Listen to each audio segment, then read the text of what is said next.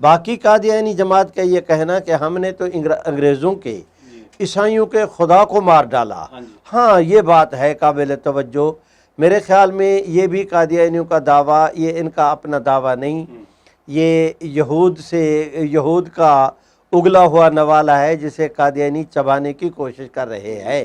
اس لیے کہ قادیانیوں سے پہلے یہودیوں نے یہ کہا تھا انا قتلنا المسیح، کہ ہم نے مسیح کو مار ڈالا۔ تو سب سے پہلے مسیح کو مار ڈالنے کا دعویٰ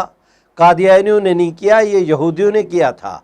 ہاں قادیانی یہ دعویٰ کر کے یہود کے ایجنٹ کا کردار ادا کر رہے ہیں کہ تم اکیلے نہیں ہو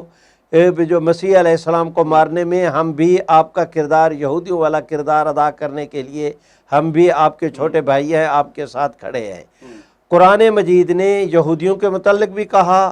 کہ وما قاتلوہ یقیناً، وہ جھوٹ بولتے ہیں، ان کا یہ دعویٰ غلط ہے کہ ہم نے عیسائیوں کے خدا کو مار ڈالا، انہوں نے اس کو کبھی نہیں مار ڈالا تھا۔ تو جس طرح یہودی جھوٹے تھے اسی طرح قادیانی بھی جھوٹے ہیں۔ قادیانی جماعت یہ خواہ مخواہ نمبر بنانے کے لیے کہہ رہی ہے، اور نمبر بھی ان سے کیا بننے تھے، یہ تو خود کو جو ہے وہ یہودیوں کا اعلی کار ثابت کر رہے ہیں۔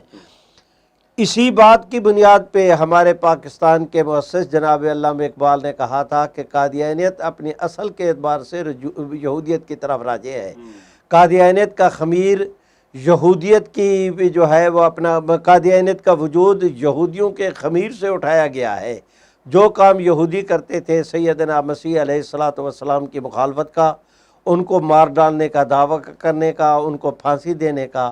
جو یہودی سیدنا مسیح علیہ السلام کی والدہ پر الزام لگاتے تھے، وہی تمام تر جو کام یہودی کرتے تھے آج یہودیوں کی یہ اولاد عبدۃ الشیاطین ذریۃ البغایا، یہی قادیانی وہ کردار ادا کر رہے ہیں۔ قرآن یہ کہتا ہے کہ جس طرح یہودی جھوٹے تھے، مسلمان بھی یہی کہتا ہے کہ قادیانی جھوٹے ہیں،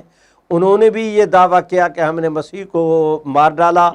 تو قرآن نے کہا کہ ان کا دعویٰ غلط ہے۔ آج مسلمان بھی یہی کہتا ہے کہ قادیانی کا یہ کہنا کہ میں نے مسیحوں کے خدا کو مار ڈالا، جس طرح یہودی غلط تھے قادیانی بھی غلط ہے۔